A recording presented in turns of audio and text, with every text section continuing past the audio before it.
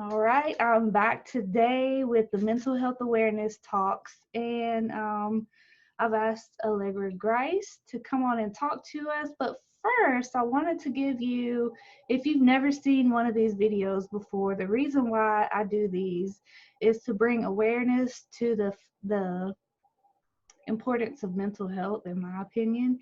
And the Mhm. statistic in North America is 1 in every 5 people suffer and struggle with some form of mental disturbance. I like using the word disturbance, and I am 1 in 5. And I stayed silent for 10 years. I battle with depression and anxiety. Mine is like a hormonal imbalance. It may not be so severe, but to me, it's all I've ever known since I become a young lady. I have severe PMS called PMDD, and it Mhm. just dominates my life. Yeah. And Mhm. um, it's important to me. I remained silent for 10 years, and when I was at a breaking point, I felt like I was losing my mind. I thought I was going crazy, but I was so scared to talk about it because I was afraid that I would get locked away into a loony bin or a mental asylum. And just for the record, I did start seeing a counselor this year, and she assured me that I'm not crazy and she's Mhm. not putting me in a loony bin. she told Yay. me she normalized my situation, and Yeah. that's also another reason why I do these streams and talks is to normalize the mental disturbance. Like everybody, to be human. I read this quote in a book and it just stuck with me. To be human is to suffer loss and to deal with pain. And Mhm. nobody is immune from it. Every single person breathing, past, present, and future, we all come through ups and downs in life. And I just want to talk about this to shine light into mental health awareness and to normalize it and let you know that it's okay to not be okay. And Mhm. we're going to give some attention to Miss Allegra here. Allegra, could you please tell us something about yourself, what you do, and introduce yourself a little? Okay. Hello, everyone. My name is Allegra, and currently I work at a university here in Texas as a research assistant in their biology department. And do you want me to go with my 5 things or? Okay. So, 5 things about me. I'm a mother of 5. Um, I consider myself an information collector. Like, I just love information. I used to watch Jeopardy as a kid, like a really young kid. Like, it was for fun for me, like, and my sisters would want to go outside and play, and I'd want to stay inside and watch Jeopardy. So I just love information. I consider myself to be a pretty open-minded person. And let's see, I'm a very hard worker. And I'm also very detail oriented. My husband would probably call me a super planner. I like to plan everything. So much so sometimes I had to back off of it a little bit because it's almost like ruined vacations because I've just planned too much. So I'm a super detail oriented person, but I've kind of been able to kind of keep that within reason now. So those are my 5 things. Well, nice. I didn't even realize that much about you. Like, I know we've known Yeah. each other on and off for a while. I did not know that about you. Yes. Yes. Yes. Now we Yes. But I almost have to be with the family size that I have. I have to like, I have to keep things straight. And so, for your peace of mind, I'm sure. Yeah. yeah, for sure. For Same. sure. I feel that. Yeah. Yeah, you have a big family too. Yeah, you have a huge family too. So, yeah, you understand. Dude, we're gonna jump right into the mental health aspect of it. Okay. And this is just your opinion, no right or Okay. wrong answer. Okay. I'd like to know what your thoughts or definition is. What do you think mental health is? Okay. So, I'm going to come from kind of the public health perspective because that's kind of what I know. And so in public health, we learn that there are 5 dimensions of health. So there's the internal ones, and then there's the external manifestations. And so we know the ones that we see, the physical and the intellectual, physical being, fitness and working out and things like that. And then intellectual being academic or career goals, achieve people can outwardly see those happening. So the inward ones that we maybe don't see, or social's kind of on the border between inward and outward, but social health is a part of that, and emotional health is a part of that, those inward ones. And then also spiritual health, which is often overlooked in terms of being a holistically healthy person. And so I think mental health really encompasses those three that are not so easy to define, because physical and intellectual you can easily define. You can define those easily. But someone who's not socially healthy or spiritually healthy or emotionally healthy, you may not be able to identify that right away. And so when I think of mental health, I think of those aspects that people may not readily see, but maybe internal things that are happening with a person, and the ways that they cope with that. I think that's what mental health is to me. And all those things that you listed, do you think that they're all tied together in some form? Yes, absolutely. So I definitely think that they can definitely tie together, feed off of one another, however you want to kind of term that. But yeah, the social one can be really hard for someone's mental health. And then of course, emotional health. Yeah, I think if you have pretty good spiritual health, that can sometimes help with the emotional health and maybe even the social health also. So yeah, Oh, I think those are tied together. Hmm. all right. I agree with that. So well, everything that you just said, do you think that mental health is important, and what is your reason for your answer? I definitely think it's important because the mind is often the center of a lot of things that happen. So just like I talk about those outward manifestations, if you are struggling with your mental health, then I think it can, in other ways affect your health is in terms of health problems, health issues, and things like that. So um, I think it's important that people are aware of their own place of and stances on mental health, because I think too often it is overlooked. It is just people admiring the things that you can see, and so I think it is important to look at those things and to take stock of those things for yourself, um, and see where you stand on certain issues. I thought I hit unmute. I like to mute my mic when somebody's talking because Okay. when I'm Like, agreeing. why is she frowning? Why is she frowning? I thought I clicked it and nope, wrong. Sometimes when I'm agreeing, I'm loud. I'm like, yes, like, yep. And I'm trying to hold my mouth still, like, yep, yes. That's a, yep. um, Regarding mental illness, not necessarily the diagnosable kind, but Right. a mental disturbance. Do you think that that is common in humans? I do believe so. I've had several friends and a couple of my immediate family members who have always felt like something was not right, and they didn't know, what to put a name on it or why they felt a certain way that they did. And then when they did receive a diagnosis, it made them feel so much better because they could finally pinpoint, okay, this is the issue, and this is, maybe steps to treatment or ways that I can kind of help myself grow or deal with everyday life. So I think getting into a professional and getting a diagnosis is important because it could probably make that person feel a lot better and say, okay, that's what it is. Okay, that's what I'm experiencing. And I'm not crazy, like you said in your intro, that I'm not, this is not just something that's happening to me in a silo, but this is happening to other people and there's a name for it. So I think it's definitely important to get a diagnosis and to move forward from there. Beautiful. I'm loving that. That's some critical information to get out there.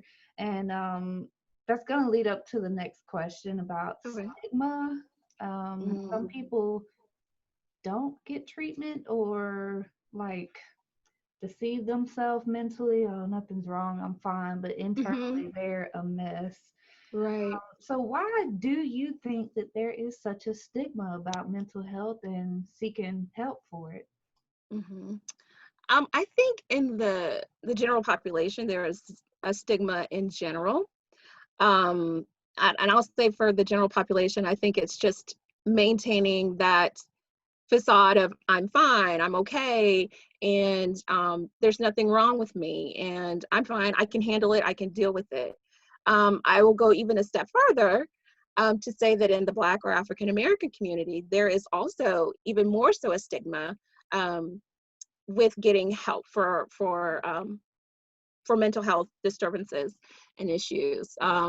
And then even a step farther is in the Black church. There is even a bigger stigma where it's like, okay, we'll just pray it away and we don't need to go see any kind of professional. We'll just pray about it and we'll just move on from there. And prayer is amazing. Prayer can do so many things. God works, he works things out that you don't even know about, he's worked out. But I do think it's important that people still um, do take that step to go and find a professional that works with you and that um, is sensitive to your situation and may know those nuances of the culture that you come from and maybe some of the things that you have to navigate in order to receive treatment, in order to feel good about getting treatment. So it's good to find a professional that is able to help someone with that, because I've had family members who have received a diagnosis, but like you said, just kind of said, okay, well, I can get through this and I don't need to go do that, whatever that is, whether it's medication or whether it's counseling. And they've decided to not do those things. And it just kind of spirals and spirals and spirals and just builds and snowballs. And so I think it's important to get a professional that is able to help you, but is also, you know, able to kind of help you navigate through those nuances from whatever your situation is. Well, I like that you said about the African American community. I've talked to people, Mm-hmm. Latinos, people that are a minority blend, and they say that, it is really a cultural thing. It is. And Mm-hmm. especially in the men, men are really prideful in Yes. Latino communities, and that's a part of where the stigma comes from. Is just Mm-hmm. it's passed down, I believe. Yeah. And Yeah. I agree. I'm hearing what you're saying, and it's a Mm-hmm. common thing that I'm hearing, and I see it as well. I have friends. Yes. Um, Even one of my friends, her ex-husband was a Hispanic guy, and Mm-hmm. it's like, oh my gosh, it was bad. It was really bad Mm-hmm. because she's Mm-hmm. bipolar, and Okay. he has to take medicine to stay regulated because her ups and downs are huge waves, high ups, crash downs, and the medicine really helps her. And he was like, Yeah. all in your head and Yeah. minimizing it and telling Mm-hmm. her she was crazy, and that's not helpful. That is not helpful. It's really not. It's really not helpful. Yeah. That's Right. awful. Right. And I've heard stories like that, when I do these, and I have people in my chat rooms on the stream, and Mhm. they have family telling them that, you're just making it up. It's all in your head. And you were saying if Yeah, you can't see it, some people just, it's easy to dismiss. There's no it is. physical evidence. Right. So, um, with everything in consideration that we've talked about and covered, this is the final question. Okay. Before I ask you the final question, is there anything else that you would like to share about mental health awareness? Um, I would say, and I can't remember what your final question is, and I hope this is not it, but I would say in being a part of a family or being or having a loved one that has mental health disturbances or mental health concerns, I think it's important that you kind of follow their lead, that you not say, this is what I think you need to do, and this is what I think you should do. Because I am guilty of being the person that says, well, this is what you need to do. This is what you need to do. And so, but it really is important that that person takes a role in their treatment and is the one that's kind of leading the boat or piloting the plane in their treatment, so that they can feel like they're a part of it and that it's for them and that it means more to them when they're, you know, actively in it. So if you have a loved one that is going through some mental health issues, I think it's important that you follow their lead and that you let them, you know, be a part of their own treatment and solution instead of just telling them what they need to do. So I agree with that, because you can't help those who don't want to help themselves. yeah. And you give them the power. And another thing about mental health, like depression and anxiety, people feel Mhm. invisible and isolated and lonely. They feel Mhm. invisible. And Mhm. the technique or the method that you just gave, it lets them know that you see them and they're valuable. Mhm. That's validating them. That's critical for Mhm. helping. Mhm. Ooh, yes. Oh, that's critical. Yeah. First one to say anything like that, but that's tremendously helpful. And if they learn their triggers, um, what sets them off, you're listening, you're aware, Yes. watching them within Mhm. reason until it comes to a place where they can harm themselves or others. But that's the best approach, I believe, is you follow their lead. That's Mhm. priceless right there. Okay, so the final question is about community. And Okay. how do you think we as a community can help those who are suffering with a mental disturbance? Okay. Um, as a community, and depending on, you know, which part of community you want to look at, whether it be in the extended family community or just your local community, I think that we are moving towards a better position of releasing that stigma and letting it come down a little bit. You know, I think that it's important that everyone has a chance to have their story heard by someone. And so I think it's important to have stories like uh, celebrities telling their own, you know, stories. And so then people can hear that. And then you doing things like this, and then people can latch onto something and say, okay, I can identify with that. Maybe I could go get help as well. So celebrities telling their stories, people who are in your immediate circle telling their stories. I think as a community, I think we're getting there. I don't think we are there. I think we're getting there. I think it's a lot better than it was maybe 10, 15 years ago as far as mental health goes. Um, you know, people being comfortable telling their stories. Um, but I think as far as resources, I think that there probably could be a lot more done as far as resources on the local level. And that's even in the large city that I'm in. There's still gaps and holes where people are falling through the cracks. And so I think that it's important that people who are not affected by this also stand and advocate for those who are affected by this. So just because it doesn't affect you personally does not mean it's not a problem, and does not mean it's not something that others are suffering with. So I think we have to be advocates for one another and say, hey, you know, we're going to vote on this piece of legislation in our local or state government's, you know, legislation to fund certain things that are there and available for people who are having mental struggles. And that goes from all age groups. You know, we only want to talk about, you know, when people hit a certain age, but there's senior citizens that have mental health disturbances. And so it doesn't just all of a sudden like just peter out once you hit a certain age or whatever, or just, so I think it needs to go across the lifespan. So I think that there's gaps there as well. I'm nodding my head. I'm having a flashback. I interviewed a doctor, Dr. Hmm. Polly, and Okay. she's in the field, and she wants to help people so bad. She lives in California, and Hmm.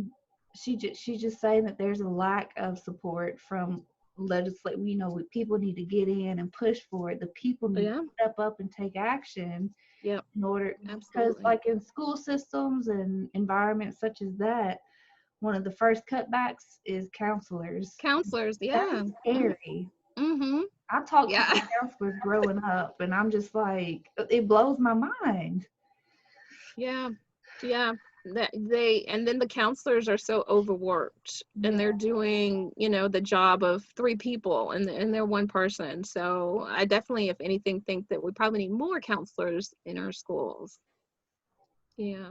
I agree with all that. I appreciate your thought you put into this. I see you looking down at your notes. You plan Couple notes. A couple notes. you do. Just a couple. I have my notes. I get lost. I Right. start wandering and forget what in the world I was talking about.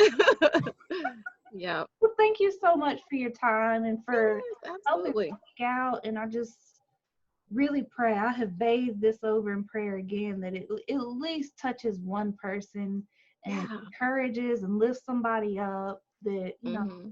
people need to know that they're not alone in this. Other people, one in every five people, if not more, literally are suffering and struggling. They know the struggle, Hmm. and it's time to stop the stigma and speak out. Yes. I like it. Yes. I applaud what you're doing. So keep doing it. I think it's great, Becca. And I think you will, if not one, 10, 100, who knows how many people you're going to reach with this. So I think it's really great that you're doing this. Well, I appreciate it. I need Yeah. help, and that's why I'm reaching out. Thank you so Mhm. much for your time and Yeah. your thought and emotion, and hopefully we'll talk soon. Sure. All right. All right, bye. Bye.